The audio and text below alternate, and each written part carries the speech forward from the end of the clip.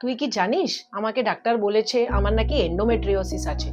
এই কথাটা হয়তো আপনাকে কেউ কখনো বলেছে, না হলে হয়তো শুনেছেন আপনার কোনো চেনা মহিলাকে এরকম বলেছে। এন্ডোমেট্রিওসিস এই রোগটা কিন্তু এখন আমরা জানি এবং ইমাজিন করি ওর থেকে অনেক বেশি মহিলাদের হয়ে থাকে। আজকে আমি আপনাদেরকে একটু সরলভাবে বলে দিতে চাইছি যে এন্ডোমেট্রিওসিসটা কি এবং এন্ডোমেট্রিওসিসটা কেন একটা মহিলার হয়ে থাকে। এটা ধরুন, এটা একটা আমাদের ইউট্রাসের স্পেসিমেন। এটা জরায়ু, এইদিকে একটা ফ্যালোপিয়ান টিউব, এইদিকে একটা ফ্যালোপিয়ান টিউব, এখানে একটা ডিম্বাশয়, এখানে একটা ডিম্বাশয়। এটা আমাদের ফিমেল অ্যানাটমি। প্রতি মাসে যখন মহিলার মাসিক হয় তখন এই যে জরায়ুর ভেতরের লাইনিংটা আছে, এই লাইনিংটা ব্রেকেজ হয় এবং লাইনিংটা ভাজাইনার মাধ্যমে পিরিয়ডস হিসেবে বেরিয়ে আসে। কোনো কোনো মহিলাদের ক্ষেত্রে কি হয়, যতটা ব্লিডিং নিচে হয় তার থেকে আরেকটু কম ব্লিডিং কিন্তু এই টিউবের মাধ্যমে পেছন দিকে চলে যায়। এটাকে বলে রেট্রোগ্রেড ফ্লো অফ ব্লাড, মানে মাসিকের ব্লাডটা বাইরেও বেরোচ্ছে এবং কিছুটা ব্লাড কিন্তু টিউবের মাধ্যমে পেটের ভেতরেও গিয়ে জমা হচ্ছে। এই যে মাসিকের ব্লাডটা বিভিন্ন অর্গানসে গিয়ে জমা হয়ে থাকে, এই রোগটাকে বলে এন্ডোমেট্রিওসিস। মানে আমার জরায়ুর ভেতরের জিনিসটা নর্মাল জায়গায় না থেকে আরো কিছু অ্যাবনর্মাল সাইটে গিয়ে ডিপোজিট হয়ে যাচ্ছে। এই রোগটাকেই বলা হয় এন্ডোমেট্রিওসিস। এখন আমরা জেনে নেব এন্ডোমেট্রিওসিস হওয়ার 5-6টি কারণ আছে কেন একটি মহিলার এন্ডোমেট্রিওসিস হবে।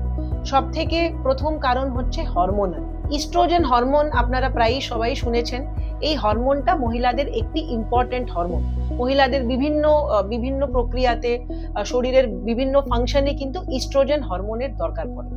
এই হরমোনটা যদি কোনো মহিলার শরীরে বেড়ে গিয়ে থাকে তাহলে কিন্তু সেই মহিলার এন্ডোমেট্রিওসিস হওয়ার প্রবণতাটা একটু বেড়ে যায়। সেকেন্ড কারণ হতে পারে জেনেটিক ফ্যাক্টরস। জেনেটিক বলতে গেলে আমি বোঝাই যে যদি একটা মহিলার এন্ডোমেট্রিওসিস হয়ে আছে, মানে এই লাইফে এন্ডোমেট্রিওসিস আছে, তাহলে কিন্তু সেই মহিলার মেয়ে বাচ্চারও এন্ডোমেট্রিওসিস হওয়ার চান্সেসটা বেড়ে যায়, সম্ভাবনাটা বেড়ে যায়। থার্ড থিং আমরা বলি ইমিউন সিস্টেম ডিসব্যালেন্স। মানে আমরা ইমিউন সিস্টেম এই ওয়ার্ডটা কোভিড টাইমে অনেকের কাছেই শুনেছি। এই ইমিউন সিস্টেমটা বেশ কিছুটা ব্যালেন্স সবগুলো অর্গানেই মেনটেন করে রাখে। মানে আমাদের ইউটারাসের, ওভারিজের ফাংশনেও কিন্তু ইমিউন সিস্টেম একটি ইম্পর্টেন্ট রোল প্লে করে। যদি এই ইমিউন সিস্টেমটা কোনো কারণে ডিসব্যালেন্স হয়ে যায়, ওটাও কিন্তু এন্ডোমেট্রিওসিস হওয়ার একটি কারণ হতে পারে। ফোর্থলি, যেটা এটা রিসেন্টলি দেখা গেছে যে এনভায়রনমেন্টাল এক্সপোজার, মানে এগুলোকে বলা হয় এন্ডোক্রাইন ডিসরাপ্টারস। মানে আমাদের আশেপাশে প্লাস্টিক্স হয়ে গেল, বিসফিনলস হয়ে গেল, এইসব জিনিস যেগুলো আছে, these are very harmful to our body. এগুলো কিন্তু আমাদের শরীরে অনেক রকম ক্ষতি করে থাকে। যদি একটা মহিলার এইসব প্লাস্টিক্সে কিংবা বিসফিনলসের এক্সপোজারটা বেশি হয়, তাহলে আগেন আমাদের শরীরের যে ব্যালেন্সটা আছে, ব্যালেন্সটা একটু উল্টোপাল্টা হয়ে যায় এবং এরকম মহিলার কিন্তু এন্ডোমেট্রিওসিস হওয়ার সম্ভাবনাটা অনেকটা বেড়ে যেতে পারে।